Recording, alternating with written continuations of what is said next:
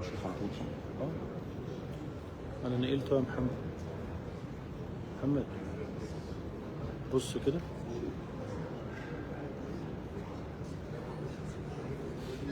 ايه تمام يا محمد، بس هو مفيش صوت طبعا.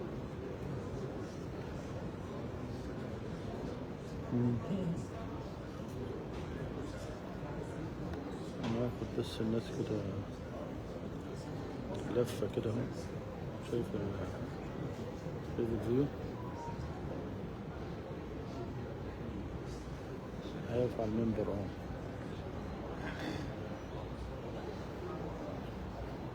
انت شايف الناس؟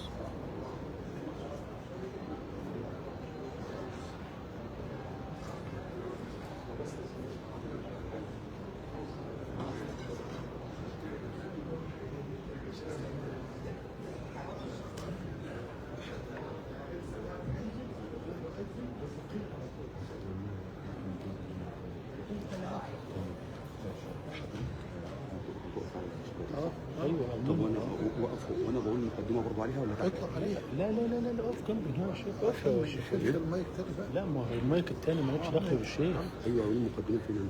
يا اخي اقف ان هو يكون فيديو. جنب الدكتور نور كده؟ والمايك التاني.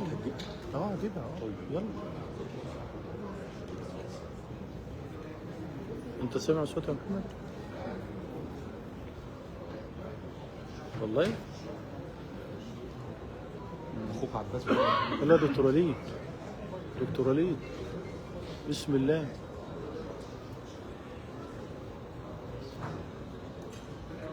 لا، قد هي فين المايك هو دكتور وليد.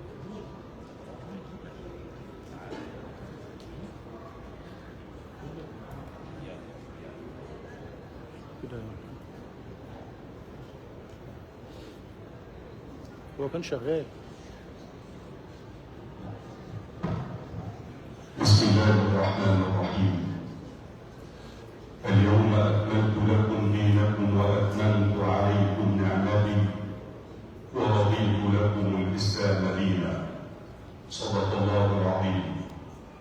حجاج بيت الله الحرام، السلام عليكم ورحمة الله وبركاته. نحييكم بتحية الإسلام من شركة دار السلام. هذه الشركة التي عملت في مجال السياحة الدينية منذ عام 1980 من الميلاد. وفي يوم عرفة أسأل الله تبارك وتعالى رحمة للحاج فتحي والحاج إبراهيم أبو علي اللذين أسهما في تأسيس هذه الشركة، وأسأل الله البركة في الأم للحاج محمد أبو علي والحاج أسامة وجميع القائمين على الشركة، وأسأل الله لجميع الحاضرين القبول والمغفرة، وأن يجعل الله حجنا خالصا لوجهه الكريم. ونحن في يوم عرفة، هذا اليوم المشهود، يوم كمال الدين والإيمان وكمال الإيمان. في هذا اليوم تركتم الأهل والأموال والأولاد وجئتم في لباس واحد أشبه بالكفن، تجردتم من زينة الدنيا وتركتم الأهل والأموال والأولاد من أجل الواحد القهار. فلا فرق بين أبيض وأسود وغني وفقير ورئيس ومرؤوس. نداؤنا جميعا لبيك اللهم لبيك، لبيك لا شريك لك لبيك، إن الحمد والنعمة لك والملك لا شريك لك. والحجاج جاءوا إلى الله تبارك وتعالى شرسا غبرا ضاحين، يرجون رحمته ويخافون عذابه. وفي هذا اليوم الطيب المبارك نكثر من الدعاء، لأنه يوم إجابة الدعاء ويوم المغفرة ويوم العتق من النيران ويوم العفو ويوم المسامحة ويوم الصفح ويوم الجود ويوم الكرم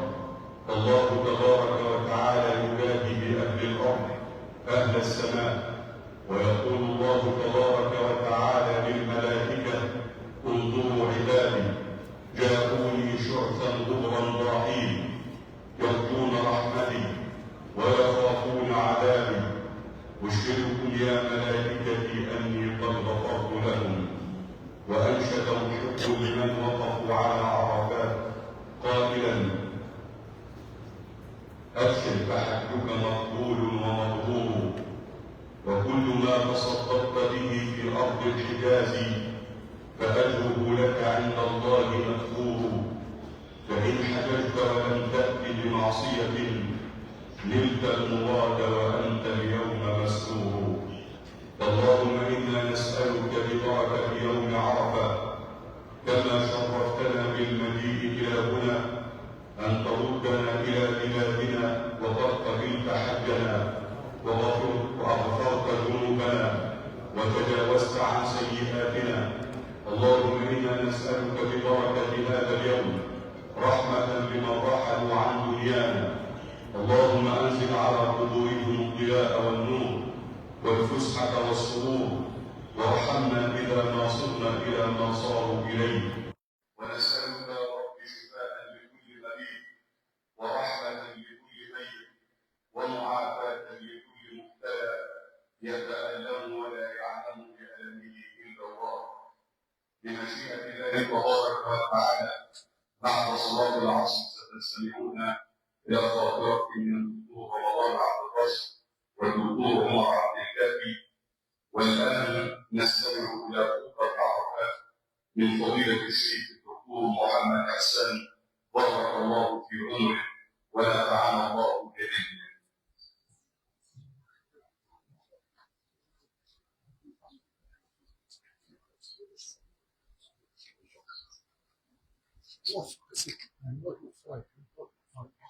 بسم الله. السلام عليكم ورحمة الله وبركاته. اللهم لك الحمد كما ينبغي لجلال وجهك ولعظيم سلطانك. اللهم لك الحمد عدد خلقك ورضا نفسك وزنة عرشك ومداد كلماتك. اللهم لك الحمد كما نقول وخيرا مما نقول وكما تحب يا ربنا أن نقول. اللهم لك الحمد حمدا كثيرا طاهرا طيبا مباركا فيه، ملء السماوات وملء الأرض وملء ما بينهما وملء ما شئت من شيء بعد.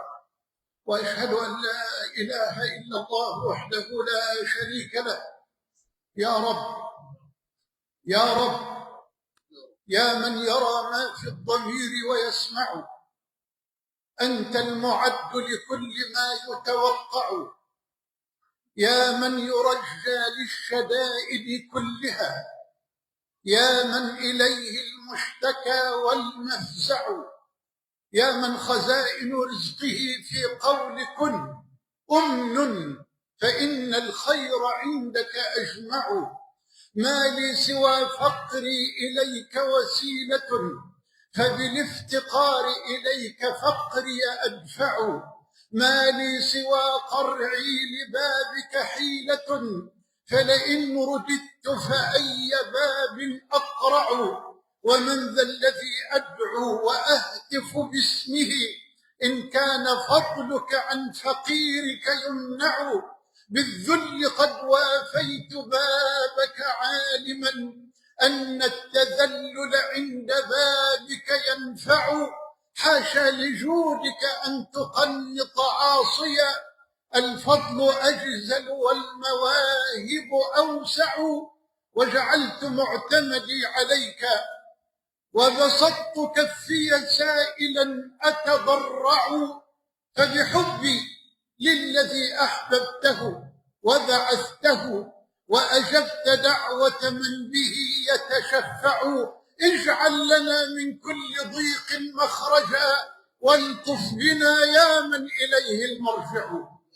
وأشهد أن سيدنا محمدا عبده ورسوله، البشير النذير، السراج المزهر المنير، خير الأنبياء مقاما وأحسن الأنبياء كلاما، لبنة تمامهم ومسك ختامهم، رافع الإصر والأغلال، الداعي إلى خير الأقوال والأعمال والأحوال، الذي بعثه ربنا جل وعلا بالهدى ودين الحق بين يدي الساعة بشيرا ونذيرا، فعاش طوال أيامه ولياليه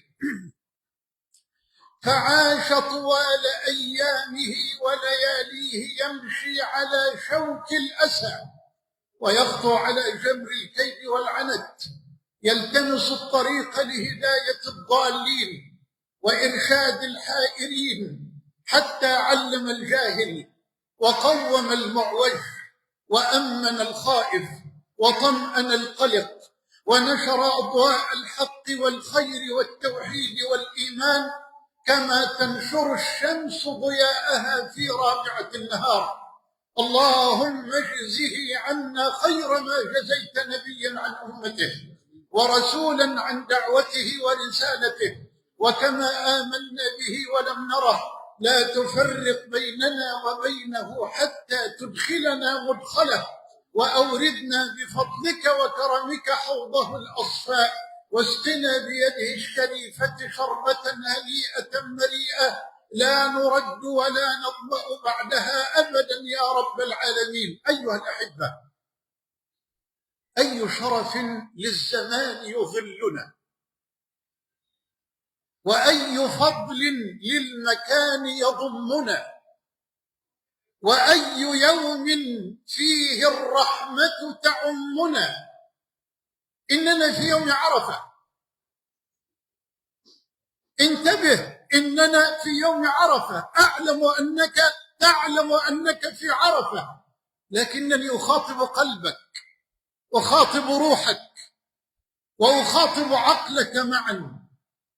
نحن في تاج الأيام، في شرف الزمان، في موسم الطاعات والبركات والعطاءات.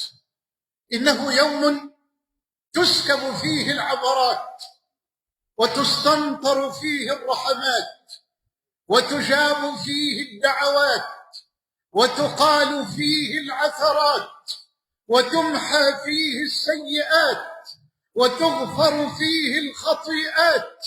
ولم لا؟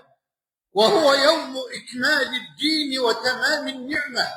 قال جل وعلا: اليوم أكملت لكم دينكم وأتممت عليكم نعمتي ورضيت لكم الإسلام دينا.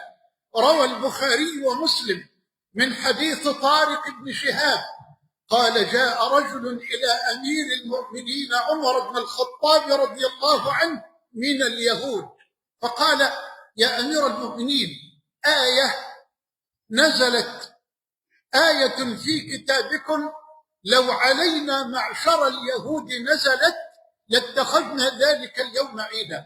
فقال عمر: وأي آية؟ فقال: قوله: اليوم أكملت لكم دينكم وأتممت عليكم نعمتي ورضيت لكم الإسلام دينا. فقال عمر: إني لأعلم اليوم والساعة التي فيه نزلت على رسول الله عشية عرفة في يوم جمعة. ولماذا أكمل الله الدين في هذا اليوم؟ لأن المسلمين أدوا الركن الخامس من أركان الإسلام فاكتمل دينهم. أما تمام النعمة، خذ هذه اللطيفة الرقيقة، أما تمام النعمة فلا يكون إلا بعد مغفرة الذنوب. هل قبلت البشرى؟ تمام النعمة لا يكون إلا بعد مغفرة الذنوب. قاله الحافظ ابن عبد البر مستدلا بقول الله: إنا فتحنا لك فتحا مبينا ليغفر لك الله ما تقدم من ذنبك وما تأخر ويتم نعمته عليك، فما أتم النعمة عليه إلا بعد المغفرة. فأبشر بكمال الدين وتمام النعمة في هذا اليوم العظيم الكريم المبارك. ولم لا؟ وهو يوم قد أقسم الله به، ولا يقسم العظيم إلا بعظيم. قال تعالى: والسماء ذات البروج واليوم الموعود وشاهد ومشهود. قال رسول الله صلى الله عليه وسلم: اليوم الموعود هو يوم القيامة، والشاهد هو يوم الجمعة، واليوم المشهود هو يوم عرفة. نعم، إنه مشهود يشهده حجاج بيت الله، بل ويشهده الخلق جميعا. وأقسم الله به في صدر سورة الفجر: والفجر وليال عشر والشفع والوتر والليالي العشر، كما قال ابن عباس: هي ليالي ذي الحجة. وعلماؤنا يقولون: إذا أطلقت الليالي دخلت فيها الأيام تبعا، وإذا أطلقت الأيام دخلت فيها الليالي تبعا.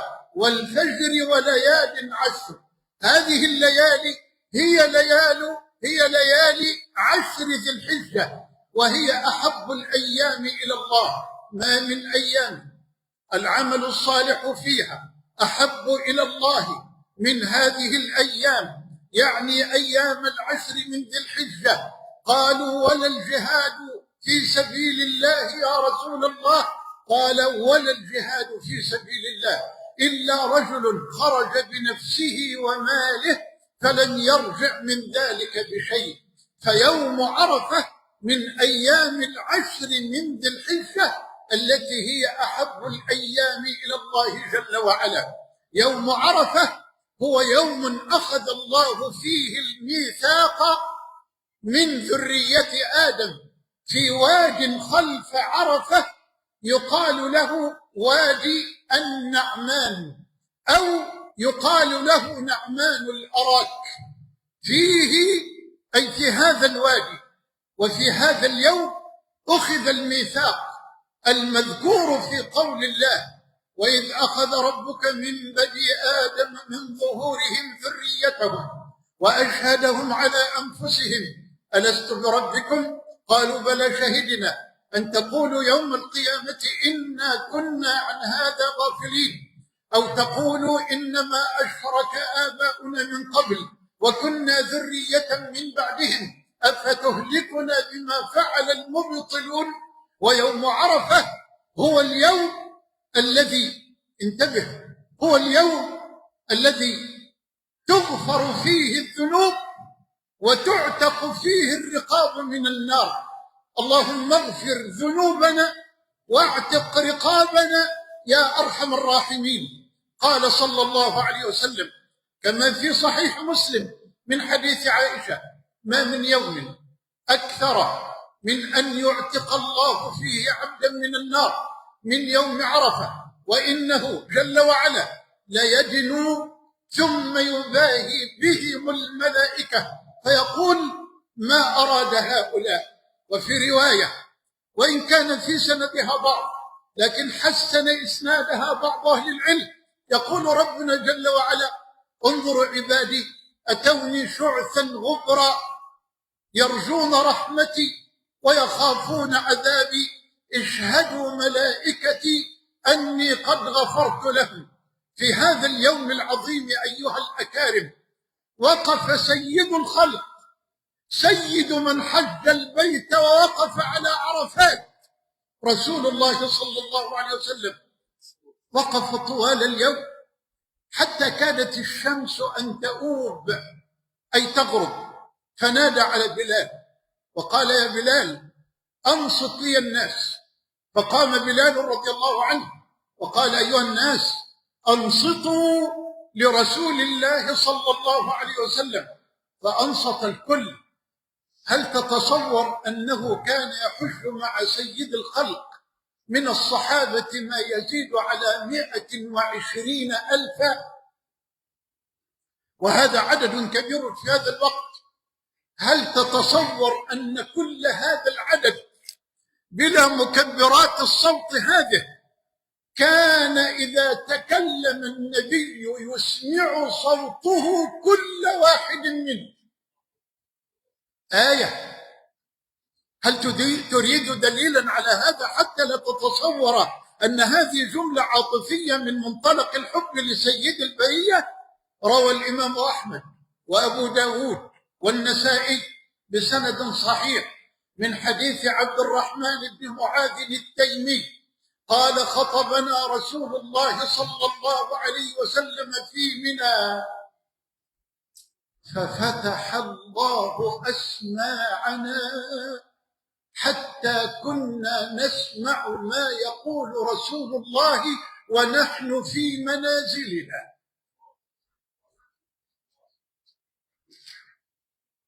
ده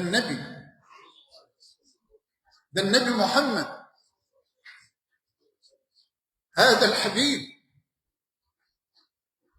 الحبيب الذي في مدحه شرفي وذكره طيب في مسمعي وفمي.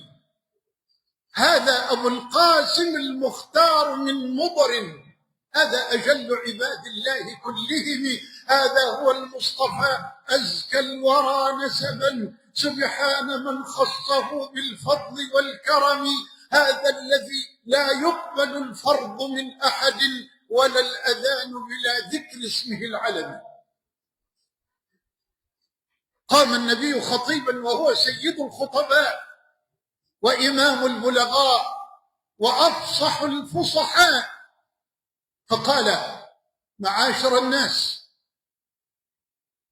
لقد أتاني جبريل، وجبريل لم يترك النبي في رحلة الحج من أول ذي الحليفة، من أول لحظة استوى فيها النبي على راحلته القصواء وجبريل أمام عينيه وبين يديه يقول له: قل كذا يا رسول الله وافعل كذا، والنبي يقول ويفعل، ويقول للصحابة: خذوا عني مناسككم. فجبريل أمام عينيه وبين يديه. فقال في العشية: أتاني جبريل وأقرأني السلام من ربي. الله، بالله عليك ما تاخدش كل كلمة كده عاديا، عاوزك تمرر كل جملة على قلبك. فأقرأني السلام من ربي. سلام إيه ده؟ وإكرام إيه ده؟ اسمع اللي جاي بقى. فأقرأني السلام من ربي عز وجل وقال لي: إن الله قد غفر لأهل عرفات وضمن عنهم التبعات. يا رب، إن الله قد غفر لأهل عرفات وضمن عنهم التبعات. فقام عمر بن الخطاب رضي الله عنه وقال: يا رسول الله، أهذا لنا خاصة؟ يعني هذا التكريم لنا لأنك بيننا؟ فقال صاحب القلب الكبير الذي يحب أمته: ما كان منهم معه وما سيأتي بعدهم من هذه الأمة الميمونة التي قال في حقهم: سيأتي أناس بعدي من أمتي يود أحدهم لو رآني بأهله وماله، لو أنفق أهله وأنفق ماله ليراني لأنفق أهله وماله ليراني. اللهم اجعلنا منهم. فقال عمر: أهذا لنا خاصة؟ فقال: بأبي وأمي هذا لكم ولمن أتى من بعدكم إلى يوم القيامة. فقال عمر بن الخطاب: كثر خير الله وطاب. هذا يوم المغفرة، لا بد أن تكون على يقين كما ترى عينك هذه الإضاءة وكما تراني أقف بين يديك. لا بد أن تكون على يقين، وإلا ستقع في سوء الظن بربك. أن تكون على يقين أن الله سيغفر لك. ذكرت لحضراتكم في الفجر أن عبد الله بن المبارك ذهب لسفيان الثوري في يوم عرفة في آخر اليوم وقال: يا سفيان، من أسوأ الجمع اليوم حالا؟ قال سفيان: من يظن أن الله لا يغفر له. أسوأ الجمع. ألم تسمع قول الصادق: من حج فلم يرفث ولم يفسق رجع من ذنوبه كيوم ولدته أمه. هل ينزل المولود بخطايا؟ أنت اليوم مولود جديد، أنت اليوم مولود جديد مطهر من الخطايا والذنوب. وليطمئن قلبي في طرحي وليطمئن قلبك. اعقد التوبة الآن، اعقد التوبة النصوح الصادقة الآن. شروطها أن تكون توبتك خالصة لله. الندم فهو ركن التوبة الأعظم، عمل الصالحات، وهذا من أشرف الأعمال التي أنت فيها، إحرام وحج وذكر وتسبيح وتهليل وتكبير وتلبية واستغفار ودعاء وتضرع وتبتل وخشوع. أي عمل عظيم من هذا؟ ثم ترك المعاصي والذنوب، ثم أدي الحقوق إلى أهلها. إن كانت هنالك مظلمة لأحد من إخوانك أو موظفيك أو عمالك عندك الآن بعد انتهاء الخطبة، ارفع الهاتف، سماعة الهاتف، أو اتصل به وقل له: أستحلفك بالله أن تسامحني، ووعد علي أمام الله وأنا في صعيد عرفة إن ردني الله أن أرد إليك حقك، واصدق معه. ثم أن تكون التوبة قبل الغرغرة وقبل طلوع الشمس من مغربها. هذه شروط التوبة الصادقة النصوح المقبولة بموعود الله وموعود الصادق رسول الله صلى الله عليه وسلم. فأنت الآن في التوبة، فحقق التوبة لتجمع بين الحج وبين التوبة. لأن علماء أهل السنة، وهو قول الجمهور، قالوا الحج كفر الصغائر، أما الكبائر تحتاج إلى توبة. وأنا أقول أنتم الآن في أنصع صور التوبة كما بينت، جمع الله لكم بين هذه وتلك. فالنبي صلى الله عليه وسلم يقول كما في صحيح مسلم من حديث عمرو بن العاص، حين جاء عمرو ليبايع النبي على الإسلام وأدى النبي يده، فقبض عمرو يده. قال: ما ذاك يا عمرو؟ قال: أشترط. قال: تشترط ماذا؟ قال: أن يغفر الله لي. فقال: يا عمرو، أما علمت أن الإسلام يهدم ما كان قبله؟ أما علمت أن الهجرة تهدم ما كان قبلها؟ اسمع، أما علمت أن الحج يهدم ما كان قبله؟ ما هو الهدم؟ الهدم نقض لبناء. تقول: سأهدم البيت لأجدده، تنقض البيت تماما من أساسه لتضع أساسا جديدا لبناء جديد. فأنت اليوم تهدم بناء المعاصي والذنوب وتضع أساسا لبنيان جديد من التوبة والأوبة والطاعة والقرب من مولاك جل علاه. هدم. أما علمت أن الحج يهدم ما كان قبله؟ وفي الصحيحين من حديث أبي هريرة أنه صلى الله عليه وسلم قال: العمرة إلى العمرة كفارة لما بينهما. كفارة، تكفير، والتكفير هو الستر والتغطية. والحج المبرور ليس له جزاء إلا الجنة. وفي مسند أحمد وسنن الترمذي بسند صحيح من حديث عبد الله بن مسعود أنه صلى الله عليه وسلم قال: تابعوا بين الحج والعمرة فإنهما ينفيان الفقر والذنوب كما ينفي الكير خبث الحديد والذهب والفضة، وليس للحجة المبرورة ثواب إلا الجنة. أبشر بمغفرة الله جل وعلا لك. اللهم لا تحرمنا مغفرتك يا رب العالمين. من أرق مقرأ ومن باب الأمانة العلمية التي عاهدت الله عليه أن الحديث في سنده ضعف، وقال عنه الحافظ ابن كثير: إسناده غريب ومعناه حسن عجيب. عبارة جميلة، إسناده غريب ومعناه حسن عجيب. من حديث أنس قال: كنا بين نجلس مع رسول الله صلى الله عليه وسلم يوما، إذ ضحك رسول الله حتى بدت ثناياه، فقال له عمر: بأبي أنت وأمي ما أضحكك يا رسول الله؟ فقال: رجلان من أمتي جثيا بين يدي رب العزة، فقال أحدهما: يا رب خذ لي مظلمتي من أخي. فقال الله له: وماذا تفعل بأخيك ولم يبق من حسناته شيء؟ فقال: يا رب فليحمل عني من أوزاري. وهنا بكى النبي وفاضت عيناه وقال: إن ذاك اليوم عظيم يرجو الناس فيه أن يحمل عنهم من أوزارهم، فيقول الله للعبد: انظر إلى الجنان، انظر ماذا ترى؟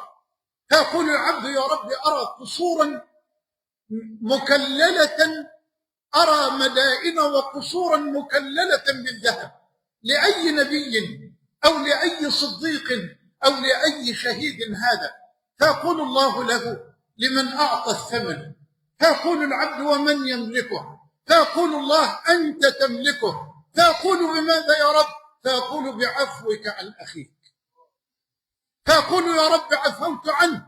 فيقول: خذ بيد أخيك وادخل الجنة. وهنا قال النبي: اتقوا الله وأصلحوا ذات بينكم، فإن الله يصلح بين عباده يوم القيامة، يوم المغفرة، إنه يوم الدعاء، خير الدعاء دعاء يوم عرفة، وخير ما قلت أنا والنبيون من قبلي: لا إله إلا الله وحده لا شريك له، له الملك وله الحمد وهو على كل شيء قدير. أكثر من هذا الذكر والدعاء. من أهل العلم من ضعف إسناد الرواية، ومنهم من حسن إسنادها من باب الأمانة، فأكثر من قول لا إله إلا الله، فهي كلمة الشهادة ومفتاح دار السعادة، وهي الكلمة المنجية في الدنيا من القتال والقتل، وهي الكلمة المنجية في الآخرة من النار. ومن كان آخر كلامه لا إله إلا الله دخل الجنة. هذا يوم التوحيد، يوم العبودية الخالصة للعزيز الحميد. لا دخل في هذا اليوم لعمل العقل أبدا. إيه اللي جابنا عرفة؟ أنا جيت عرفة ليه؟ ما كنتش أبقى في مكة أفضل الصلاة ب100,000 صلاة، أجي عرفة يوم وأروح مزدلفة يوم واقعد في منى 3 أيام. طب ليه ما كنتش في مكة الصلاة ب100,000 صلاة؟ أنت عارف يعني الصلاة واحدة في الحرم تساوي كم؟ تساوي صلاة 55 سنة و6 أشهر و10 أيام، صلاة واحدة. طب أجي عرفة ليه؟ وفي مزدلفة أنام على الأرض ليه؟ ده أنا بنام في فيلا، ده أنا بنام في قصر. يقول لي نام على الأرض. طب وفي منى أرمي جمرة حجرا بحجر ليه؟ طب وفي الكعبة أقبل حجرا ليه؟ عبودية.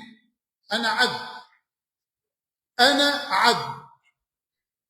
شعاري إنما كان قول المؤمنين إذا دعوا إلى الله ورسوله ليحكم بينهم أن يقولوا سمعنا وأطعنا وأولئك هم المفلحون.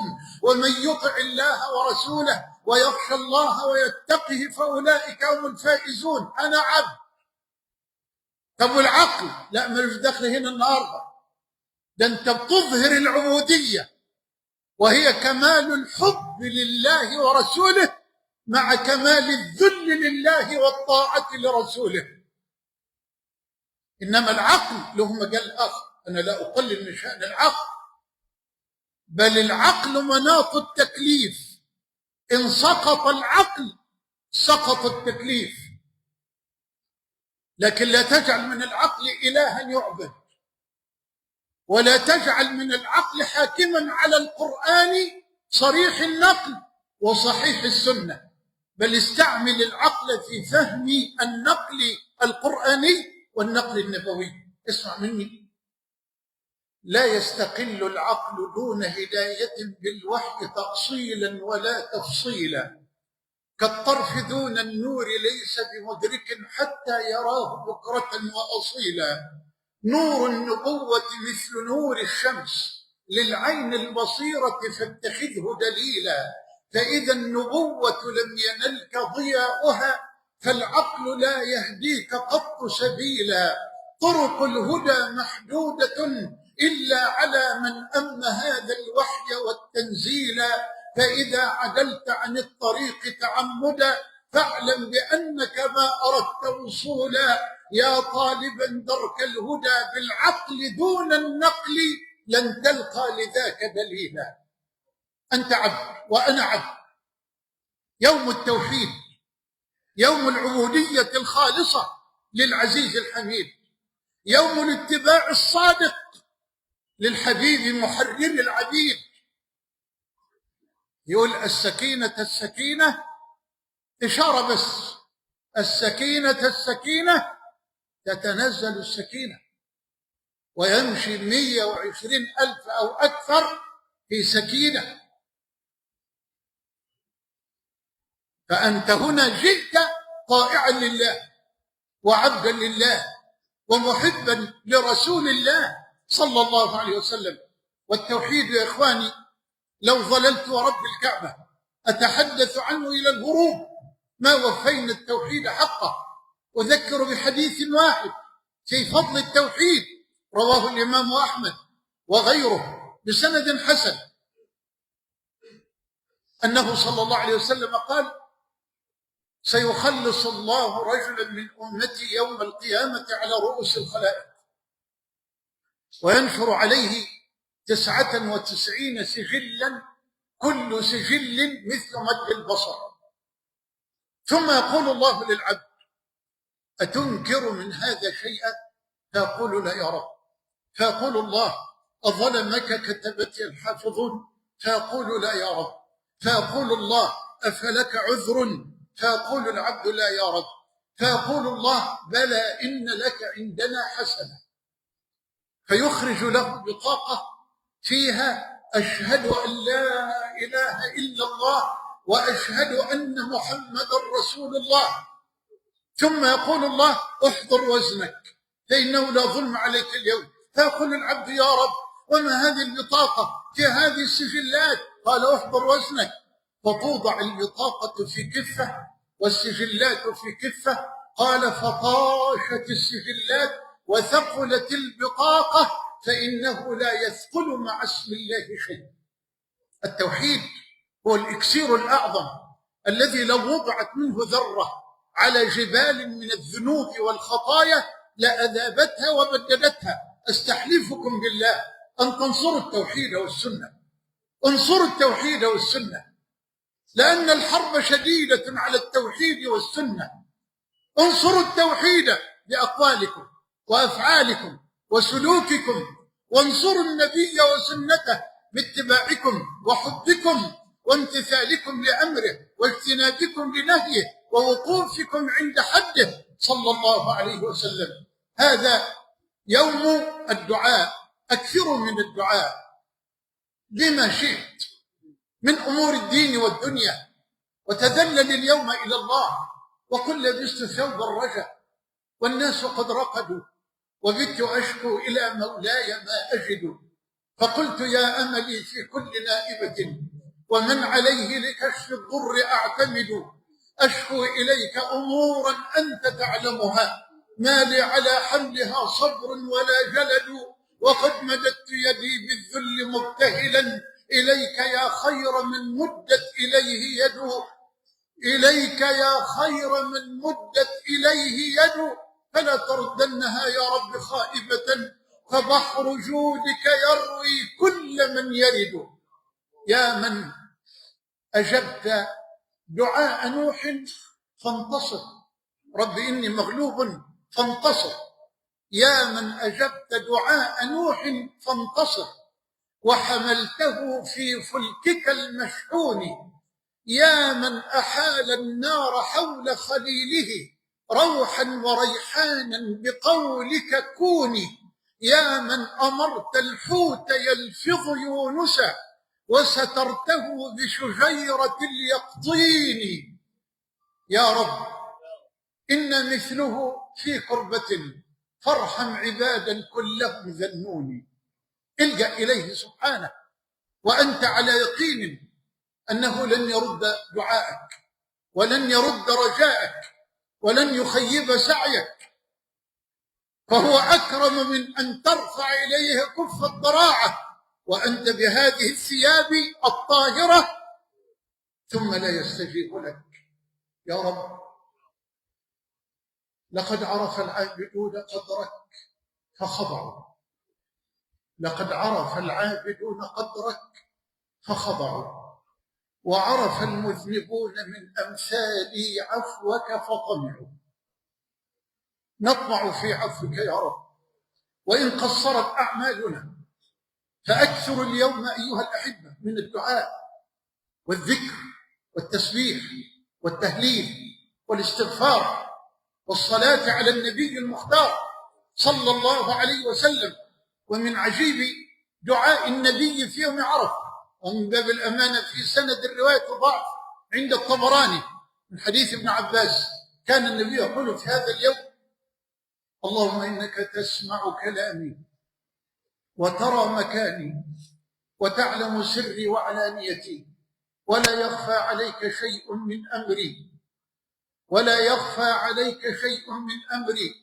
أنا البائس الفقير المستغيث المستجير الوجل المشفق المقر المعترف بذنبه، أسألك مسألة المسكين وأبتهل إليك ابتهال المذنب الذليل، وأدعوك دعاء الخائف الضرير، دعاء من خضعت لك رقبته وفاضت لك عبرته وذل لك جسده ورغم لك أنفه. اللهم لا تجعلني بدعائك رب شقيا، وكن بي رؤوفا رحيما يا خير المسؤولين ويا خير المعطين. أيها الأحبة، كنت أود أن أصطحب هذا الجمع الكريم المبارك وأن أخرج خارج هذا المخيم الكريم إلى رسول الله صلى الله عليه وسلم لأقف معه وتحت قدميه وهو على القصواء بعد هذا الوقت وبعد خطبته العصماء، ليخطب في الصحابة خطبة بليغة مختصرة موجزة وضع فيها أسس السعادة والنجاة لا للمسلمين فقط بل للبشرية كلها. وقف على القصواء فخطب الناس فقال: أيها الناس، إن دماءكم وأموالكم وأعراضكم، في رواية بريدة في خطبة يوم النحر بقى، وأعراضكم حرام عليكم كحرمة يومكم هذا في شهركم هذا في بلدكم هذا. ثم قال: وكل شيء من أمر الجاهلية تحت قدمي موضوع، ودماء الجاهلية موضوعة، وأول دم أضع من دمائنا دم ابن ربيعة بن الحارث كان مسترضعا في بني سعد فقتلته هذيل، وأول ربا أضع ربانا ربا عباس بن عبد المطلب فإنه موضوع كله. ولم ينسى أن يذكر الأمة بالمرأة المسلمة في مثل هذا اليوم يتحدث عن المرأة، نعم، لتعلم الأمة ولتعلم أختي وابنتي أنها ما كرمت إلا في دين محمد بن عبد الله صلى الله عليه وسلم. قال: اتقوا الله في النساء فإنكم أخذتموهن بأمان الله واستحللتم فروجهن بكلمة الله. ثم قام فذكر وقال: إني تركت فيكم ما إن اعتصمتم به لن تضلوا بعده، كتاب الله. ثم سألهم وقال: وأنتم ستسألون عني فماذا أنتم قائلون؟ قالوا: نشهد أنك بلغت وأديت ونصحت. فأشار بسبابته إليهم ثم رفعها إلى السماء وقال: اللهم اشهد اللهم اشهد اللهم اشهد. هذه الخطبة يا إخواني دستور للنجاة وللسعادة وتحتاج إلى وقت ورب الكعبة إلى ساعات طويلة لنقف مع كل مفردة من صاحب البيان والبلاغة، لكن أكتفي بهذا القدر وأتضرع إلى الله جل وعلا في هذا اليوم العظيم الكريم المبارك. اللهم يا عظيما تواضع لعظمته كل شيء، ويا عليما لا يعزب عن علمه شيء، ويا عزيزا ذل لعزه كل شيء، ويا قديرا استسلم لقدرته كل شيء، ويا رحيما وسعت رحمته كل شيء، لا تردنا اليوم إلا بذنب مغفور وسعي مشكور وتجارة لا تبور، برحمة منك يا عزيز يا غفور. اللهم لا ترد حجاج بيتك الحرام إلا وقد غفرت لهم كل ما مضى من الذنوب وسترت عليهم كل ما فات من العيوب، برحمتك يا علام الغيوب. اللهم إني أسألك في هذا اليوم العظيم أن تستر نساءنا، وأن تحفظ بناتنا، وأن تصلح شبابنا، وأن تهدي أولادنا، وأن ترزقهم الصحبة الصالحة، وأن تقيهم شر صحبة السوء، برحمتك يا أرحم الراحمين. اللهم انصر الإسلام وأعز المسلمين، وأعل بفضلك كلمتي الحق والدين. اللهم إني أسألك أن تجعل بلدنا مصر في أمنك وأمانك وسترك وضمانك. اللهم إني أسألك أن تجعل بلاد الحرمين في أمنك وأمانك وسترك وضمانك. اللهم إني أسألك أن تجعل جميع بلاد المسلمين في سترك وأمانك وحرزك وضمانك، برحمتك يا أرحم الراحمين. ارفع عن أمة النبي الفتن ما ظهر منها وما بطن، برحمتك يا أرحم الراحمين. أسألك في هذا المقام أن تشفي مرضانا ومرضى المسلمين. اللهم جدد لمرضانا الأمل وأذهب عنهم الألم. اللهم جدد لهم الأمل وأذهب عنهم الألم. وأسألك في هذا الصعيد الطاهر أن ترحم موتانا وموتى المسلمين. اللهم ارحم موتانا وموتى المسلمين. اللهم أنزل الآن على قبورهم الضياء والنور والفسحة والسرور، برحمتك يا عزيز يا غفور. اللهم اقبلنا وتقبل منا وتب علينا إنك أنت التواب الرحيم. وآخر دعوانا أن الحمد لله رب العالمين.